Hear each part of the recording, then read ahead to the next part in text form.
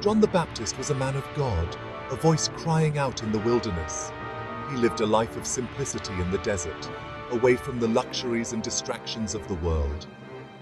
John preached repentance, urging people to turn away from their sins and seek a higher path. He baptized those seeking forgiveness, immersing them in the river as a symbol of their renewed commitment to righteousness. His words resonated deeply with the people, touching their hearts and inspiring them to change their ways. His message of truth and repentance reached even the ears of King Herod's court, causing a stir among the nobility. Herod, however, was a man of worldly desires, indulging in the pleasures and excesses of his royal position. He had taken Herodias, his brother's wife, as his own, an act that John openly condemned. John labeled their union as sinful, a direct affront to the moral laws they were supposed to uphold. He did not shy away from calling out their transgressions, standing firm in his beliefs. Herod, angered yet wary of John's popularity among the people, imprisoned the prophet, hoping to silence his voice. Herod grappled with John's words, torn between his own desires and the truth that John spoke.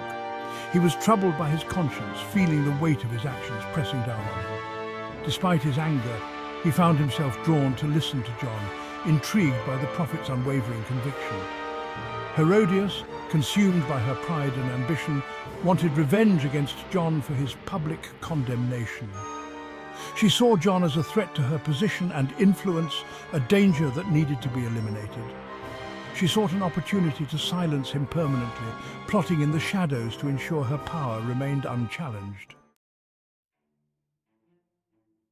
The opulent palace echoed with laughter and revelry. It was Herod's birthday, a day of grand celebration and indulgence. A grand feast was underway, with tables laden with the finest foods and drinks, a true testament to Herod's wealth and power. Nobles and officials revelled in the lavish celebration. Music filled the air, creating an atmosphere of joy and festivity. Dancers moved gracefully, captivating the audience with their elegant performances. Salome, Herodias' young daughter, entered the hall. Her beauty was captivating, drawing the eyes of everyone present. Her mother, Herodias, saw a chance to further her own ambitions. She whispered a cunning plan into her daughter's ear, a plan that promised great rewards. Salome, enticed by the promise of reward and eager to please her mother, agreed to the scheme without hesitation. The music changed, signaling the beginning of Salome's performance. The atmosphere grew tense with anticipation. All eyes turned to her as she moved with calculated grace, each step deliberate and mesmerizing. Her dance was a spectacle of seduction, each movement designed to enchant and enthrall. Her every move enthralled the king, his gaze never leaving her. Herod, intoxicated by wine and desire, watched in awe, his senses overwhelmed by the performance. He was utterly captivated by Salome's performance, unable to look away, completely under her spell. As the music faded, Herod made a reckless vow. Overcome by desire and pride, he declared, "Ask of me anything, and I will give it to you. Even half my kingdom will be yours." Salome, her eyes cold and calculating, saw her opportunity. She had ensnared the king. She approached the throne, her voice a mere whisper. "I want the head of John the Baptist, on a platter." The hall fell silent. The weight of her words hung in the air. Herod's face drained of colour. His heart pounded in his chest. He had made a rash promise, a dangerous vow. He was trapped by his own words. Herod was caught in a web of his own making. His decisions had led him to a point where every choice seemed fraught with peril. He desired to please his guests, to maintain his image of power and control. He feared appearing weak, knowing that any sign of vulnerability could be exploited by his enemies. But he also dreaded the consequences of killing John. The thought of executing a man revered by many as a prophet weighed heavily on his conscience. He knew John was a holy man, respected and followed by the masses.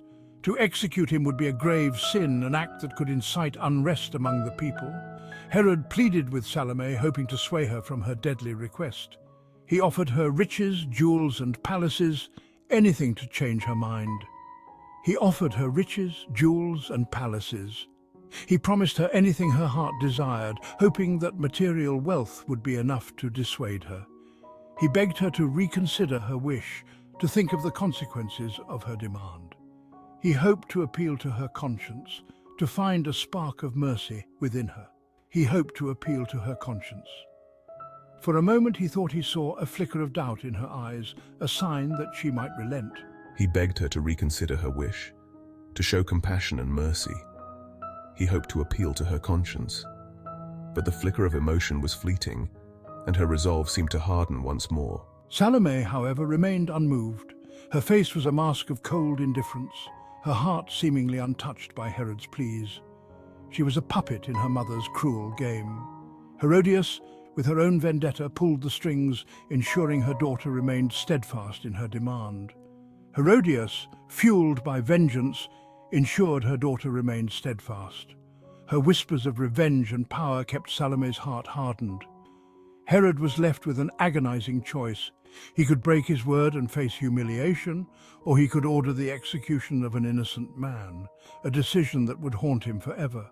He could break his word and face humiliation. The thought of losing face in front of his guests and advisors was unbearable. Or he could order the execution of an innocent man. The weight of this decision pressed heavily on him, knowing it would mark his reign with blood and sorrow.